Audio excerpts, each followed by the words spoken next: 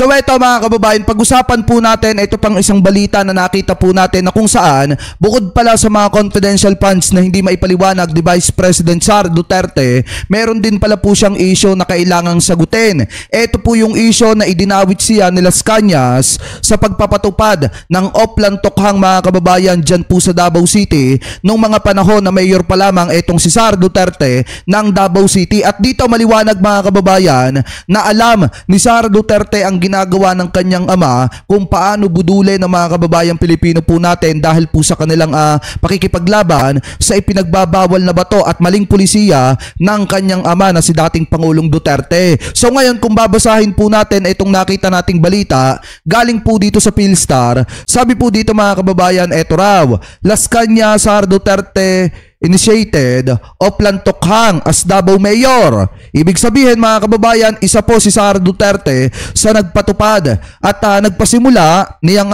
Oplan Tokhang na yan mga kababayan nung mga panahon na siya po ay alkalde ng Davao City. Sabi pa dito, Manila, Philippines, updated February 1, 14:36 PM.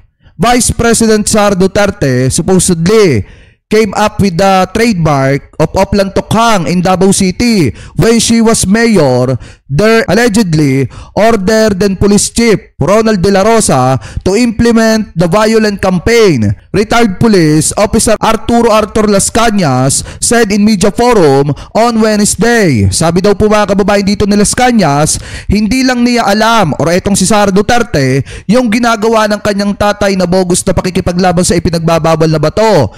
Nag-iimbento talaga siya ng bagong trademark ng extrajudicial killings or etong AJK in the same of Tokhang. Sabi po ni Las Cañas, told reporter in a press conference according to a live streaming by Pilipinas Today. Yan po yung sabi dito mga kababayan. So ibig sabihin, alam talaga ni Sara Duterte yung ginagawang pambubudol ng kanyang tatay na kunyari nakikipaglaban sa ipinagbabawal na bato, pero definitely mga kababayan, pambubudol lamang naman po pala yun sa mga kababayang Pilipino po natin para masabi na itong ginagawa nila na kanilang pulisiya ay tama dahil marami mga kababayang Pilipino po natin na naa-allege sa ipinagbabawal na bato ang itinutumba, pero definitely sa likod ng mga kababayang Pilipino natin na itinutumba ay nagdinegosyo pala ng bilyon-bilyong halaga etong pamilya ni Sara Duterte. At yan po mismo mga kababayan, di umano ay alam ni Sara Duterte na talagang bogus yung kanilang pakikipaglaban sa ipinagbabawal na bato. Kaya nga kung matatandaan nyo mga kababayan, di ba yung expose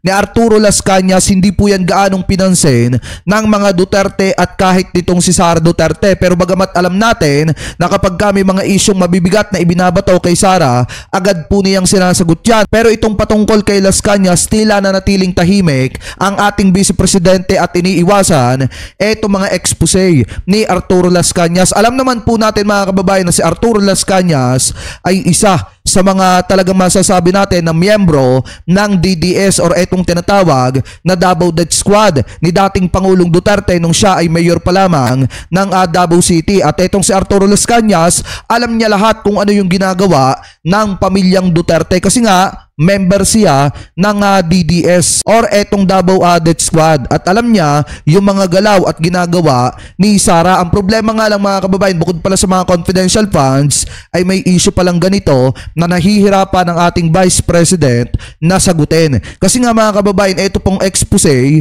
etong ibinulgar ni Arturo Las Cañas ay hindi po basta-basta ito at hindi po ito biro. Lalo na nung sinabi niya mga kababayan na alam naman talaga ni Sara Duterte yung bogus na pakikipaglaban ni dating Pangulong Duterte sa ipinagbabawal na bato. Pero ang ginawa niya, saglip na sawayin niya at kundinahin niya, bagkos gumawa pa siya mga kababayan ng bogus din na pangalan at kahulugan ng extrajudicial killings, which is etong Oplan Tokhang ni Sara Duterte nung siya ay mayor pa lamang ng Davao City. So eto, maliwanag mga kababayan na sinasabi dito na sangkot etong si Sara Duterte sa maling pulisiya ng kanyang ama at malaki ang possible na sangkot din itong si Sara Duterte sa mga pagpapatumba na nangyayari noong panahon mga kababayan na mayor pa lamang itong si Sara Duterte dyan po sa Davao City. So ibig sabihin baka sangkot din ito mga kababayan sa AJK katulad ng kanyang ama. So kayo mga kababayan, ano po ang komento ninyo hingil po dito sa topic na ito na tinalakay po natin? Ano po masasabi ninyo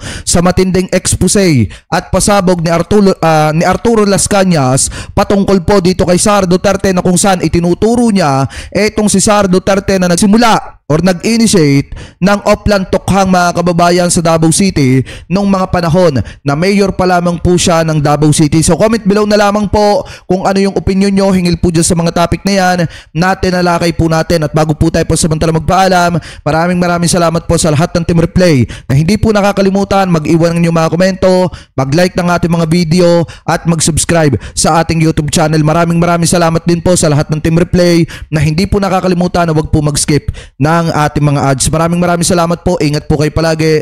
God bless po. Thank you po.